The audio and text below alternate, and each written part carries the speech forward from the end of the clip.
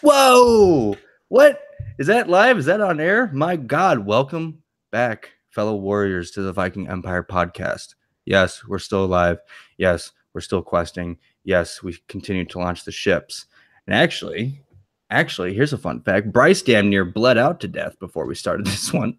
Son of a bitch cut his leg, right? Yeah, actually, it's still bleeding.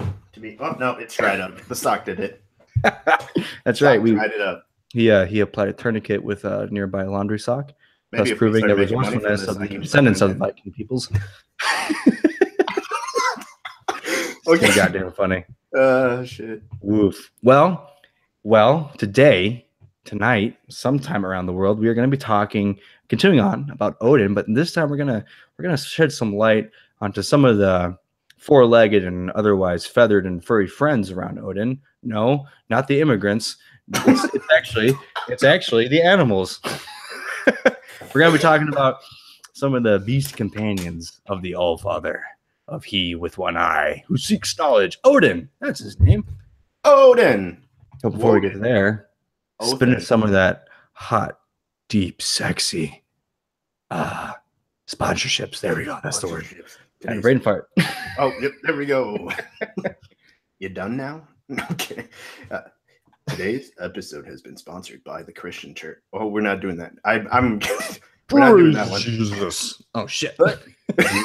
Today's episode has been sponsored by me, Bryce Carlson, the author of The Vitki's Memory. It is available. There's a link everywhere. You can even get it on the Viking Empire website or Amazon. Help another Viking in need of some Skrilla. So buy it. Buy the goddamn book. I should have wrote an outline for that. I should have wrote. That's thank funny. You. So let's move on. And a little round of applause for Mr. Carlson here for finally getting some ideas to pages and getting those pages published. That's no small feat. I'm gonna send you a free one. Hey. I'll give you a copper and a wonderful little Napoleonic anecdote for payment. Ah, that works, man. At a later time. Here's Napoleon tidbit of the Absolutely. Day. Thank you. Well, all right. So we're talking about some of the beasts of Odin, right? Some of those mythological beasts that you might have heard of, probably didn't heard of, or never heard of, right? Of course, we're going to start with the classic, the main battle steed, finest horse in all of the realms, Sleipnir. Yes, the eight-legged horse of Odin. We're going to talk about him a little bit. We're also going to talk about the two wolf companions that Odin has around him, Geri and Freki. And we're also going to talk about the two prominent ravens that Odin kept around in his company, Hugin and Munin. And if I butchered those names, Scandinavia, I apologize. Come at me. It's Hugin and Munin. But to really understand where Sleipnir comes from, Bryce, correct me here. Yeah. But we kind of have to go actually back again. We have to like a skipping record, go back yet again to the realm of the Aesir, back to Asgard, right? When Loki fucks up and decides to fuck a horse. So well, that's not good. He's like, I don't need this horse. You can have my son. So to set the stage, the gods are looking around up in Asgard. And they kind of say to themselves, "Village is cool and all, but we got to kind of build a wall, right?" Yeah. I love this. This was before Trump was elected, people. So these gods were visionaries of the heavens. So they put out their little resumes and notices, or rather the job descriptions, and in strides a smith one day at old Asgard, and he offered to build the gods a very high and strong wall around their home to protect them from any who might want to ransack, do what the Vikings did. It's a little bit of irony there, huh? And the smith is a giant, and I don't know the name of the giant. Do you, Bryce? I can't remember. Ah, shit. It's like fucking. We'll give him a name. I'm typing. While Bryce is on that, it's like Gimir. I think it was Gimir. I can't remember, but he well, the whole entire time he was just like fucking around with them. Yeah, he was just some traveler. And the best part is, the giant comes up and says, "Yeah, I'll build your fucking wall, you assholes, killing my people. But you got to give me the hand of the goddess Freya in marriage, right?" as well as the sun and the moon. This motherfucker, he's a greedy son of a soul bitch. and money, man. Like, he wants it all. Like, he's just a conniving son of a bitch. And the funny thing is, too, like, the gods get together just like, I don't know, man. Like, Freya, sun, and the moon for a fucking wall. Let's talk about it. Well, and they eventually say, yeah. The funny thing is, like, this is not the first time it ever happened where someone wants Freya's hand in marriage. It's always Freya. Everyone's like, can I get Freya? Can I get Freya? Like, every circumstance. There's many sagas. Freya the goddess of? That would shed some light. She's a Vanir. A Vanir? Yeah.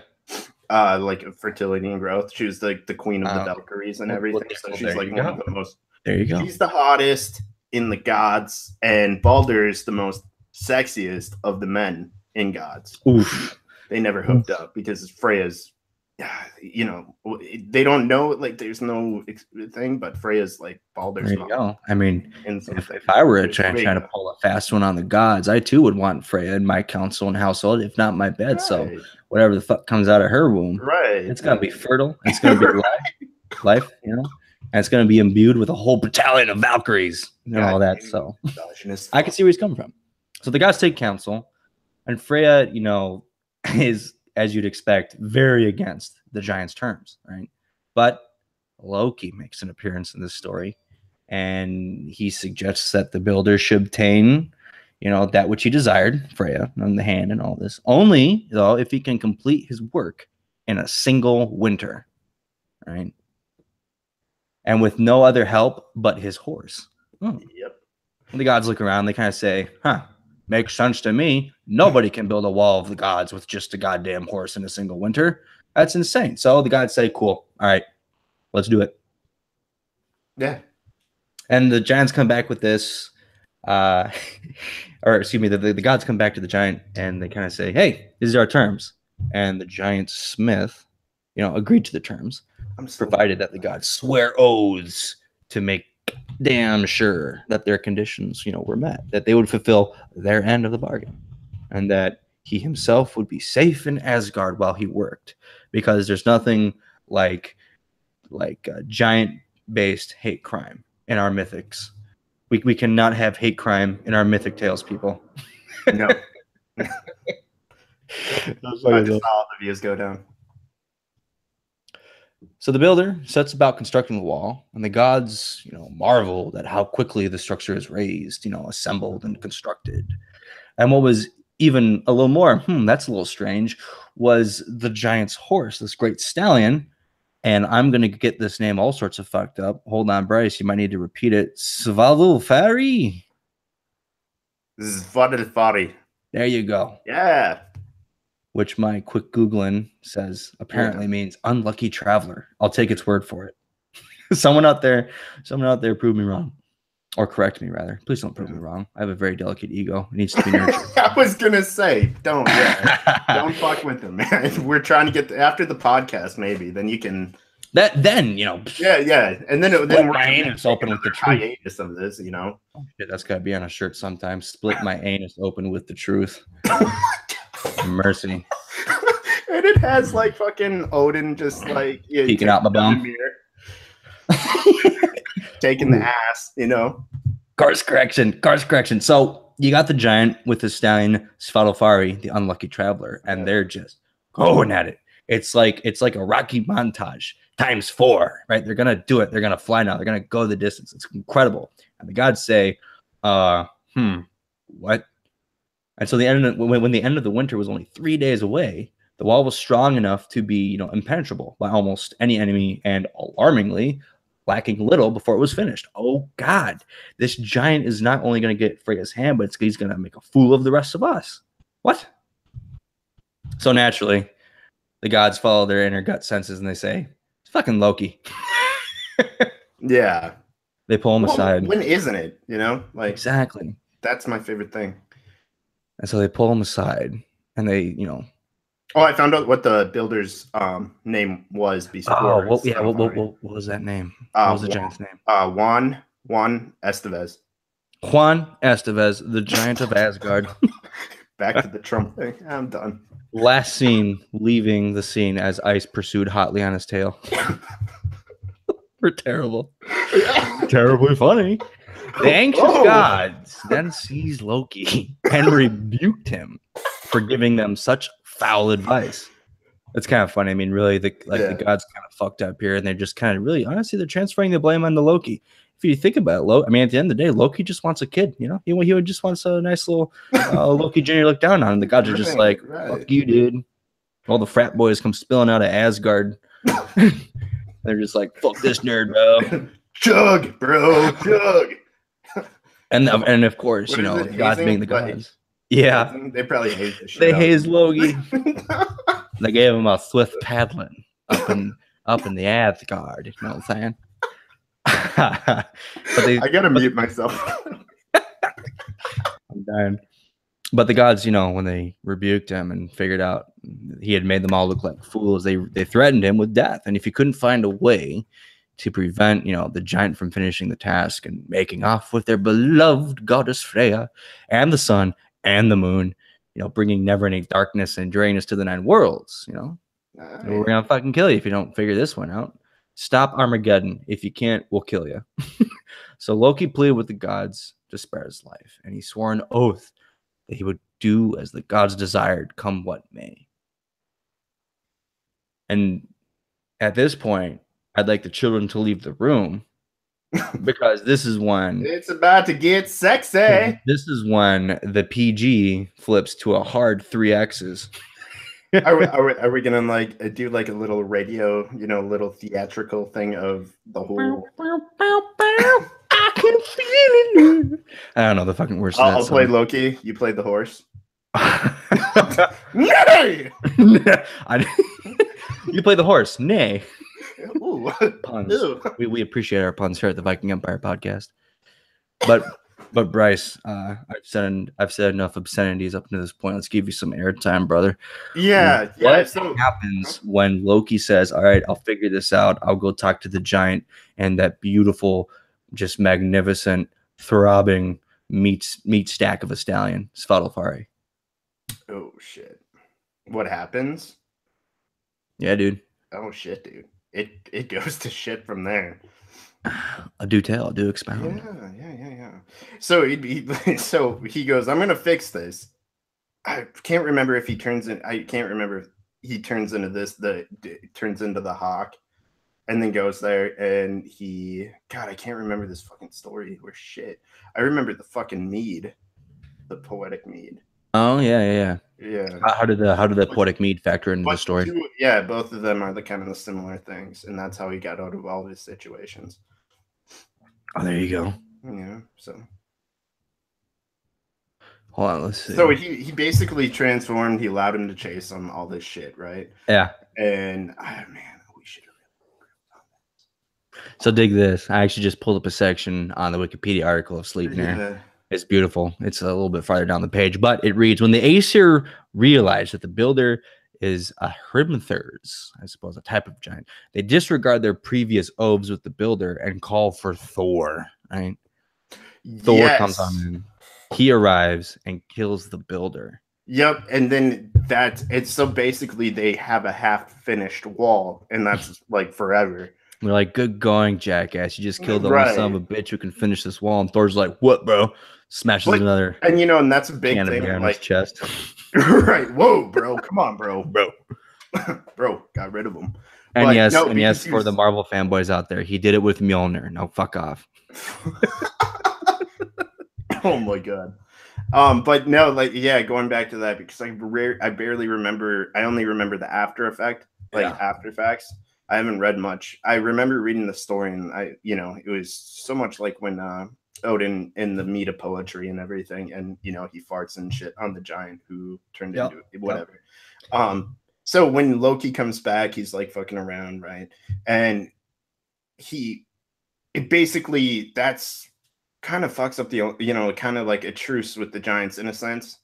Not even a truce. It's more so like they've always been neutral at that point. I mean, giants will come back and try, like, they hate the shit out of these Aesir, but the half-built wall, because this is like a saga towards Ragnarok, and a half-built wall on the Rainbow Bridge is not a good shit if a bunch of giants are gonna come steamrolling in. It's And gonna prove a little bit of a exploitable point, I would say. Try to right, put good money and say, hey, attack them right, there. and that's where Svadalafari or whatever the fuck, I can't say his Battle name. fire. Svadalafari. I gotta say it like that. But he I feel like he had it up his whole entire time. Like he wanted a half built wall. He knew like the giants, he didn't really want to finish this wall. It was either getting Freya. If you got Freya, I mean, he was already conniving as shit. So if you got Freya's hand and it was all good and shit, you would have took her, brought her back to Jotunheim, and that's it. There you go. With half built wall. Well, maybe he didn't start it even at that time, but I think it's a little bit more sinister than all that shit. So get this. Well, while you were treating our wonderful listeners to how this kind of helps correlates and influence the great coming of the Ragnarok, right? I was reading, and we kind of got a little bit ahead of ourselves. So Thor wasn't really a part of Loki's plan to stop this, right? Thor just kind of said, whatever, fuck, I'm gonna kill the builder, and he did, right? Yeah. Loki's plan, after the gods say, we will kill you if you don't figure out a way to stop this. Loki's plan is to compromise the horse, the stallion, Svadalfari, right? Because without the horse, you can't move the stone. And the way that Loki wants to do that, apparently, is that he turns into a mare. Yeah, a beautiful, magnificent, just moonlit mare.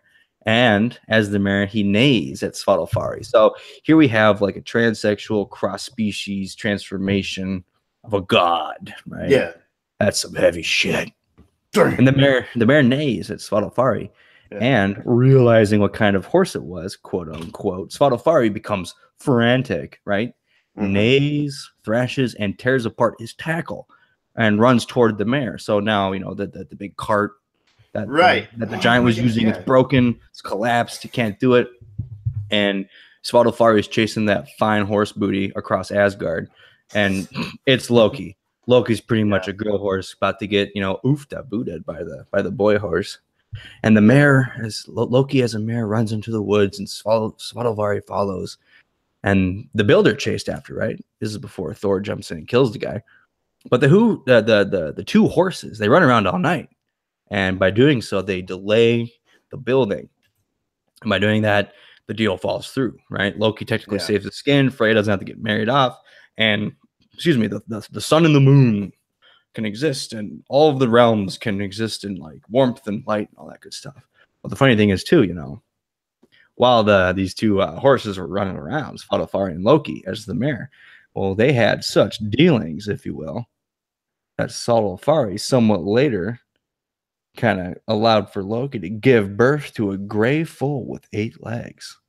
And that, ladies and gentlemen, is Sleipnir. Yeah. Goddamn. So there you go. Because he wanted to impregnate that fucking mare. The other, so let that sink in for a moment. Let me do this. What makes women lazy? Impregnating them. That's right. And what gets you apparently out of a death sentence? Turn yourself into a female horse, get fucked by the guy's other horse. Boom. Loki comes up with the craziest shit, man.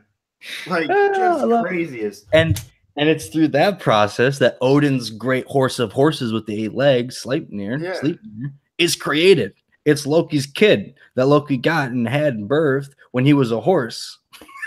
Too much. Fucking love it. Too much greatness. That's too funny. And Sleipnir, is known as the best horse amongst gods and men. It's wonderful.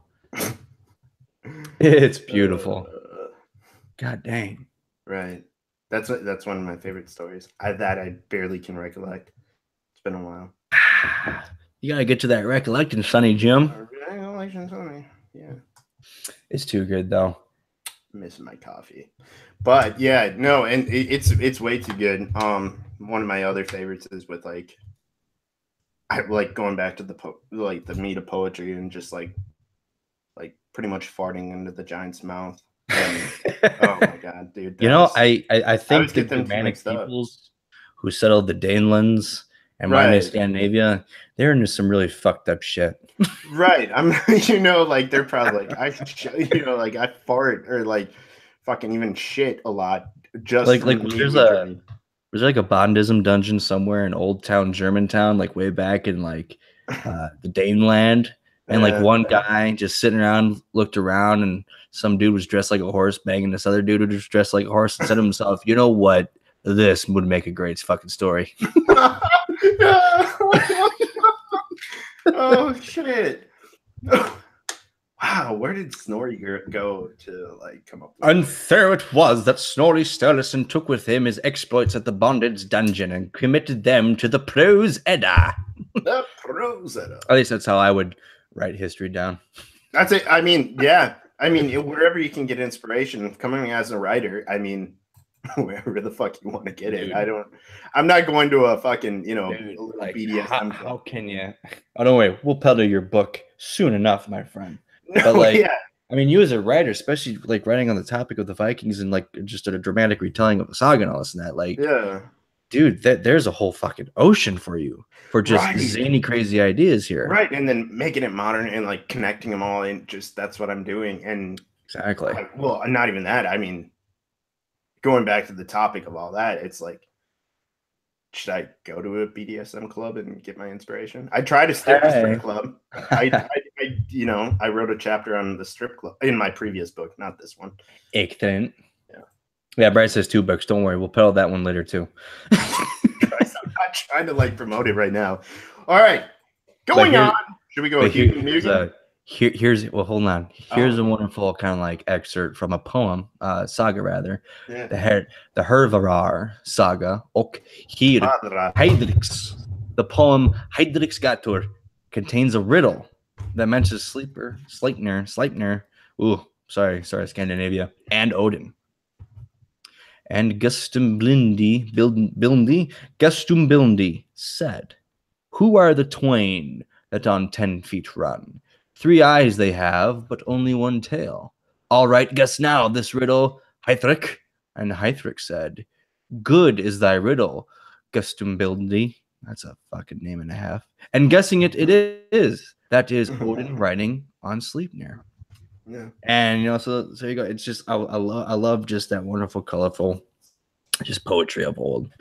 It's just reading it is such a treat, and I recommend to anyone listening that just Google up any old Norse mythology, and just read some of it because it's good. Does this. It's my favorite. It's favorite prose and like anything like diction and skaldic poetry in the sense, I've always wondered, like, even given our modern English translations of what was then, like earlier Middle English, which is not English, right. How much of that phonetic structure or writing holds up? Yeah, right. Like how much of that structure still holds up is what was committed to the page, or the runic stones? Is that what was really uttered around the campfires? Yeah, and who was the proofreader? All these poems were meant to be sung too. They were all meant to be sung. So that's right. So there is that like natural kind of rhythmic rhyming meter to it. So that's why I kind of like, you kind of, as you're reading it, you start to put a little phrasing, little beat to it. Boom, boom. Drop some of that old hip hop, right? Whoa. I was just going back to the earlier times when Loki created Sleipnir. And I was nay.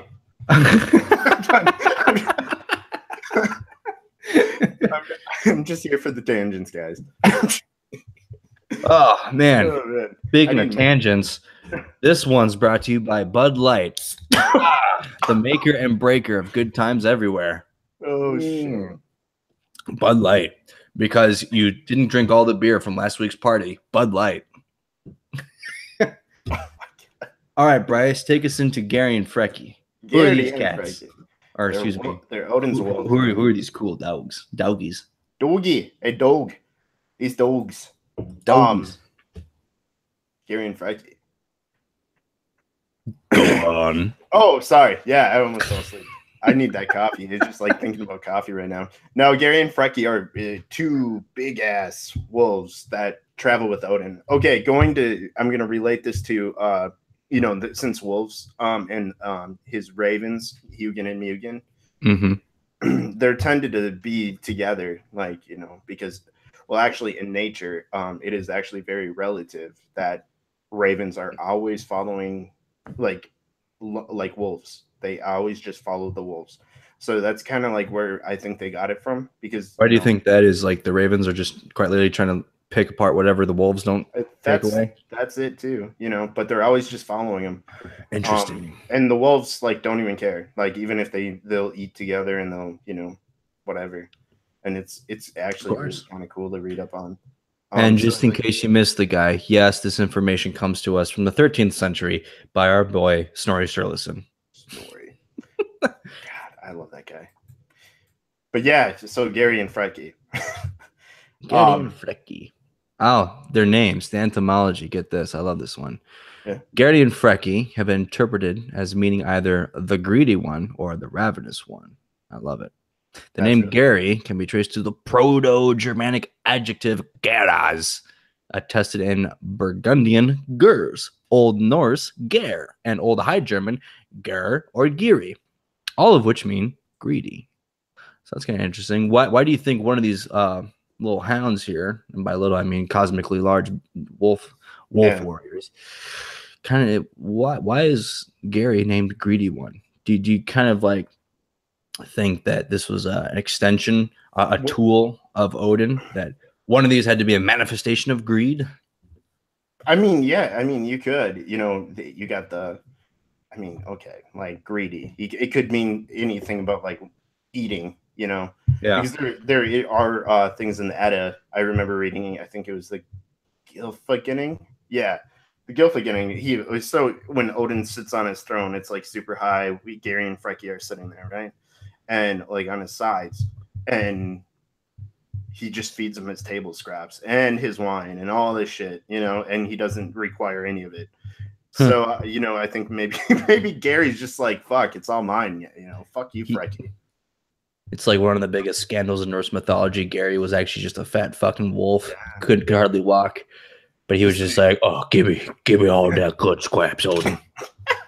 I'll be a good boy. I'll take another boy's mount.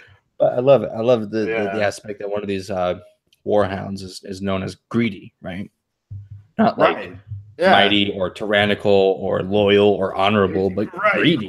Or, badass. No, I don't know. But, it's greedy. It's like a crazy manifestations. I mean, it shows even like, like kind of in like human nature and all these characters, animals alike, Yeah. Jeez. Wow. And not to be outdone, his companion wolfhound, Frecky, can be traced back in etymology, can be traced back to the Proto-Germanic adjective frekas, attested in the Old Gothic as feihufrix, covetous and avaricious. So there you go. You have one that's just greedy, and the other one also a derivative of kind of greedy, but more so desirous or audacious. Yeah. You pretty much have, honestly, this is kind of how I describe the Kardashians. I really had to think about it. Gary and I mean, think about it. They're both a couple of bitches. They're greedy and they're audacious. And they're just like on the side of Caitlyn Jenner. Oh my God. That's fucking it. Loki is Caitlyn Jenner. Gary and Frecky are the goddamn Kardashian sisters. Yeah, the fat one and then the other one. I don't know anything about them, but I know that everyone. Bryce, we've cracked this fucker wide open. Get Alex Jones on the line. Yeah, I was about to just make it. Maybe it was Alex Jones in the middle.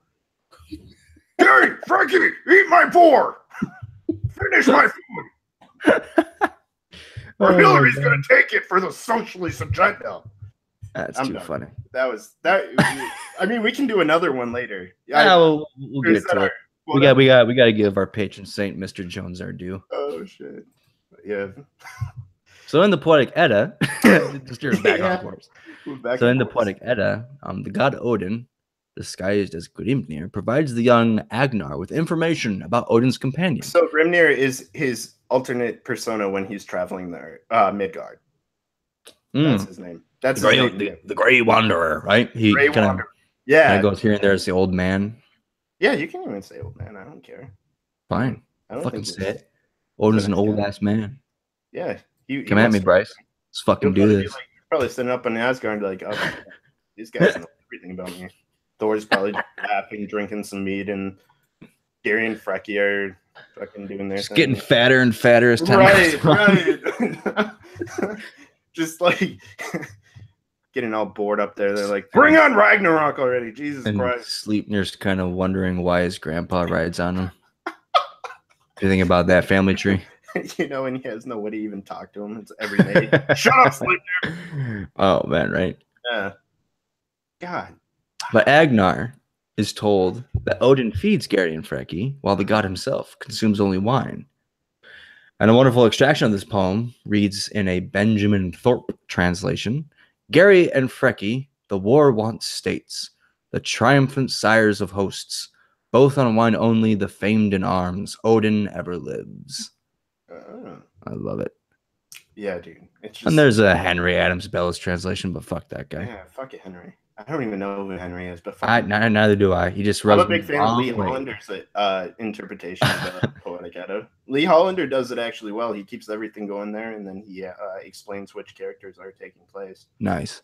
Is Lee Hollander? Is he a more contemporary, more recent writer? I don't know. I probably should have looked at that, but the book I got, it's like one of the best. It includes the Havamal, and he dissects it as well. Nice. Yeah. The Havamal's got to be something we also got to bring some light to, because that's a fun little story. So great. Which actually, if I recall, has a couple of elements that were used in God of War, but I might be pulling that out of my ass like I am this whole podcast, but that's not important right now. I don't know, man. Why don't you wiki it?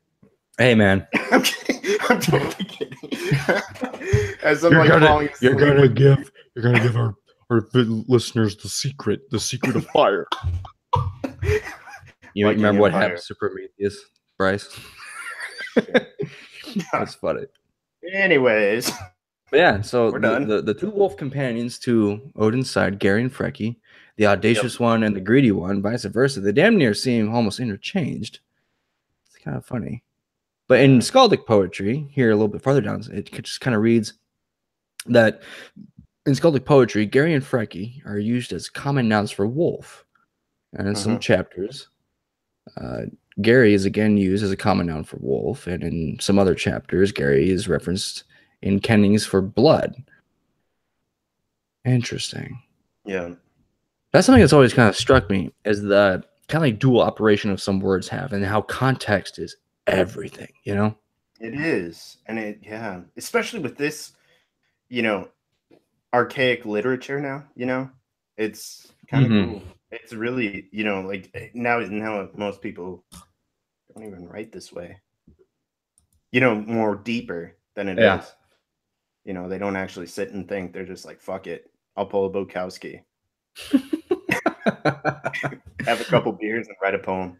Have a couple beers. Brought to you by Bud Light. Bud Light, because you're too poor to do better.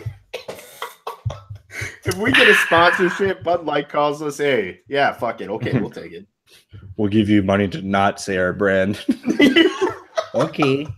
Hey, we didn't like how much money you gave us last time, so we're saying it this time. So anyway. Historian Michael Speedall apparently connects Gary and Freya with archaeologic finds depicting figures wearing wolf pelts and frequently found wolf-related names among the Germanic peoples, including the Wolfrock, the Wolffrock, the Wolfatan, Isengrim, the Skrutolf, and of course Wolfgang, Wolfdregel, and the Wolfaflag. Long story short, there's a lot of wolf influences upon German peoples from ye olden times all the way up to now. And what's interesting, and that myths regarding wolf warriors from Norse mythology, wonderful wolf influence. And Spiegel believes this point to the pan-Germanic wolf warrior band cult centered on Odin that they kind of eventually waned away after Christianization. And of course, if you're a tough-ass warrior and you want to prove it and display and become a walking, fighting, breathing, fucking, farting billboard of such, you kill a wolf and you wear its pelt. It doesn't take long before various warrior band cults like this do pop up, and to emulate strength, you start to associate with the wolf, and from that to emulate strength in your gods and myths and cultures and stories. Hey, let's tie it to a wolf. So that's an interesting theory. Mhm. That Gary and Freki probably appear at the heel inside of Odin as the manifestation of these Germanic peoples running around helter skelter, probably in the, I would say, early 2nd to late 4th centuries AD, before, or actually greatly after, the Romans really slapped into them. I'm going off on a tangent. Bryce, help me pull back. What else? What other wonderful illustrations on Gary and Freki should we give people? The two wolfhounds. I mean, yeah, you covered it all. I mean, they're not like, like 100% until Ragnarok. I mean, they're gonna fight in Ragnarok and shit. But there's not much more you can give on them. They're there. They eat. They're strong. Odin has 2 of them. You don't. That's kind of the long and short of it. Right. So I mean, shit, like that's covering it. I don't want to keep going too much on that or else we'll just go on some wild tangents about wealth intercourse or some shit. All that stuff. Hey, don't tell Loki. He's getting ideas already. Right. They probably like lock him up and then, like, Loki, stay the fuck away from my wolves. Loki, how come the wolves get quiet whenever you walk by? That's fucking nuts. Yeah, all right. All right. Shit. Moving on. Yeah. Moving on. Remember, Bryce, there might be kids listening. We gotta move on. I feel like we need to write a story on like all these. I mean, like fucking write a little animation. Oh my god. It would sell like hotcakes. It would. Put it on Adult Swim. We're done. Hell yeah, dude! Fuck, you can get anything on Adult Swim. I know. If it, like their litmus for like, is it worth airing? Is like, did it make a stoner laugh? Cool. Right. Get it on the air. You made 2 stoners laugh. All right, man. We'll get 7. If you can get 3 or 3 to 7 to laugh, you're syndicated on the spot. Yeah. Oh shit! All those ad places, man, are yours. Too funny. I was actually watching some Space Ghost Coast to Coast today. Can you believe that? That is nuts. Do you remember that fucking show? Yeah, I mean, I rarely remember it because it was on late, but dude, that was the whole draw. And I was realizing like this was a kind of like a fucking forbidden fruit for me because it was on so late. Like my mom would go upstairs, she'd go to bed, and I'd like a goddamn ninja slip out. Yeah, make sure the TV would come on. Yeah, with Bracken or Bracken. And Bracken, Zlag, Moltar. Yeah. And these fucking guests that I had no idea who the hell they were because this is like 1998, 1999. Yeah. I'm 8, 9, 10 years old, and I'm just like, I don't really understand most of what's going on. That's how I felt. And but now when you watch it, it's like, shit. It's fucking hilarious. Yeah. But the key was, I didn't really understand much what was going on here, but I was still picking something up. Now I had to keep coming down. I had to keep up the struggle. I kept the underground resistance going. And all these years later, I'm here to tell you all about it. You didn't even have the internet. I mean, you had the internet, but not good enough internet to even research who these. Oh no, dude, are you kidding me?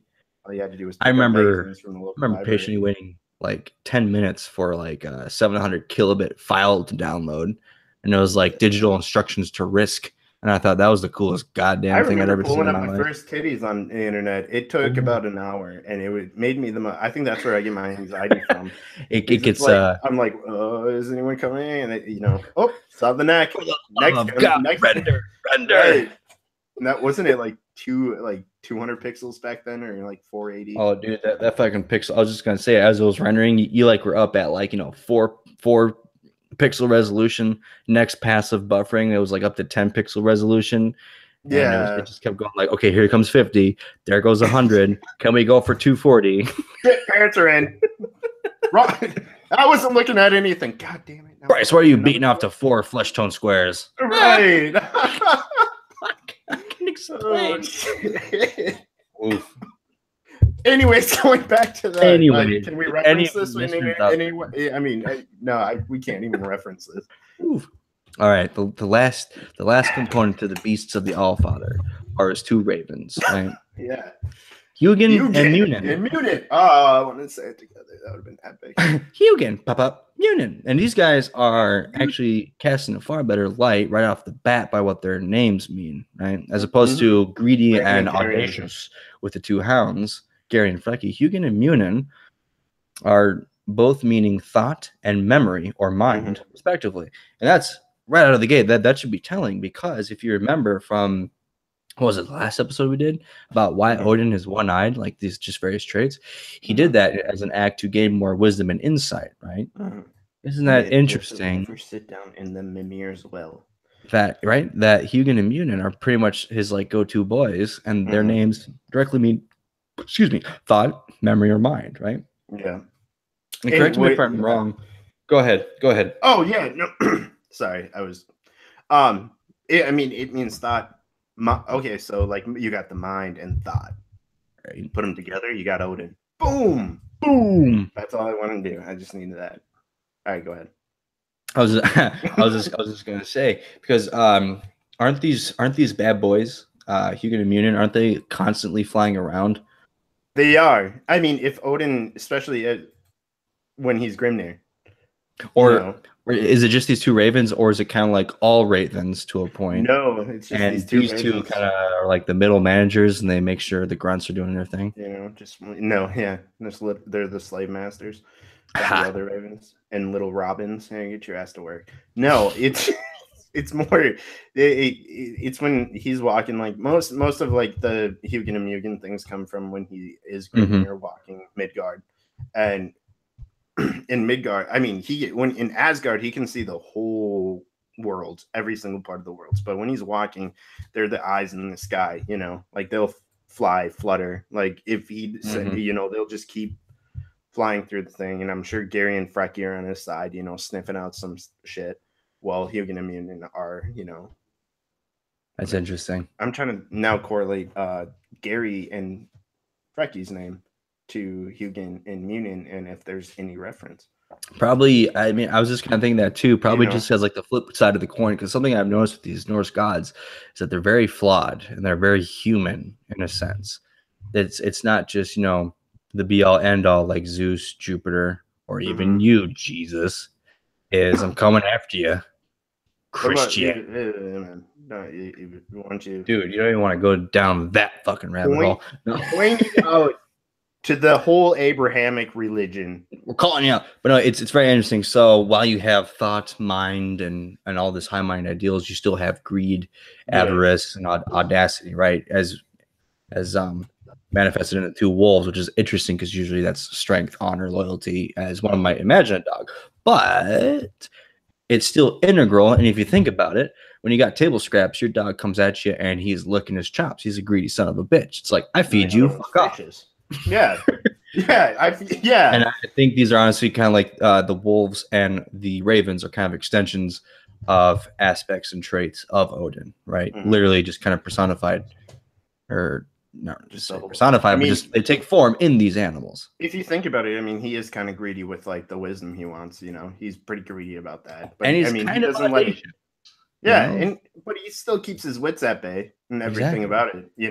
I mean, if you read the Havamal, it's like he always talks about like what he's learned on Midgard, and I'm sure that's like what he's learned as a person. Like he travels these worlds, these 9 worlds.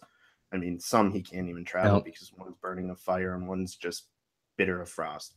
But it's like I think he, it's the things he's. So here's something that's awesome, right? You remember that we read that Benjamin Thorpe translation of the poetic Edda poem, the Grimnismal. Yeah, I believe that's what it was. Well, right after Odin, as Grimnir is talking to this Agnar prince fellow, then in the next stanza goes on to talk about Hugin and Munin, right? The translation goes something to the tune of Hugin and Munin fly each day over the spacious earth. I fear for Hugin that he come not back, yet more anxious am I for Munin. So we're talking about these two birds kind of maybe getting lost, flying away, simply not coming back. Now that's interesting. When you realize that they mean thought and mind. That they're thought and mind. Yeah. So I mean, it could be a metaphor, like metaphorical thing. I think that's a hard metaphor because I think it's a hard metaphor because Munin could, to a point, actually help people come to terms or understand like Alzheimer's and dementia before they knew it was Alzheimer's and dementia. Oh geez, yeah. I love that. And of course, thought. You lose your thought all the time, but it kind of comes back. So that's why Thor's kind of like, I lose my train of thought. I lose my Hugin, right? But I might lose my because thought resolves your mind. if man. you keep your thought. We're Holy shit. we're cracking all the We're cracking the code, man. This is copyrighted, by the way. If any, but it's moments like these where you read through 10 pages of historical whatnots to get like that little one paragraph of good stuff, and that one paragraph has more like possibility and insight and just eureka moments than like 100 pages combined. That's why I go through the big hard slog of like dry historical reading for this wonderful thing where it's like, wow, I really honestly think that Hugin and Munin, the fact that like Odin fears for them is because he himself fears that he might lose track of his thoughts and he might lose his mind. Yeah. What? And it can operate for a metaphor for us mortals. If it can happen to the gods, you're sure as shit it's going to happen to us. Oh my God. Woof. This is nuts. This is real. Okay. Like, wow, this is deep, man. Like, this is really deep. I didn't actually think, like now we're dissecting and going really deep into this. Right. Next thing we're going to figure out like the whole. That's what I'm saying. That's why you got to read and study history, folks. If you're listening to that, that's why you got to do it for these wonderful, oh my God kind of things. And especially like having chats with other people that are in the same history, like as a big fan of you or like big fan of history as you are. Yeah. Because then you just go off on, these tangents, but you'll come back to a common ground and then pick apart. And we were talking about, Space Ghost Coast to Coast. Now we're talking about the, the whole conspiracy and metaphors of exactly. That's why, we don't discourage the tangents. We keep them in check. We keep them in check, but we do not discourage them because we keep our thoughts close to us. But think about it, Bryce. This wonderful metaphorical eureka insight to Odin is brought to you by Bud Light. Bud Light, the maker and breaker of Norse mythological insights. All right, my next one will be Crystal Creek. Really cheap fucking water. Crystal Creek, because it was just $1. Crystal Creek. Just $1. Don't drink that city shitty fucking water. Or no, even better. Crystal Creek. At least it's not Flint. Oh, dude, we're gonna make so many people cry. I'm so glad I'm glad we're doing this like on our own instead of having a fucking we're under something like contract with someone. We would have been fired a long time ago. I would have been it. Well, shit, friends. From Loki transmorgifying himself into a mare and getting fucked by Svartalfari and birthing Sleipnir, to the two fat Kardashian hounds' greed and audacity at the feet of Odin, to Odin's metaphorical departures of continuous thought and the early onset dementia, Hugin and Munin, I think that is episode 4, Beasts of the Allfather. Jeez, dude, that got me shivers. I got goosebumps from that. I feel like I'm going to go research the shit out of Ravens now. Oh, dude, we're just at the beginning. And remember, fellow warriors, launch the ships. Bryce, plug your book again. Let's hear the goods. Yeah. So today, and I'm going to mention Children of Freya this time again. They're the skateboarding company based out of Tennessee. Freya, because home, hearth, and just good company. Wow, good company, skateboard company. I get it. Yeah, I just did that on my own. And then they're a great company. Check them out. We'll send a link on our website, post, Facebook, Twitter, whatever. We don't have a Twitter, but even this podcast. And then also my book, A Vitki's Memory, book 1 of the Unsung Ballad. Buy the goddamn book. Until next time, warriors.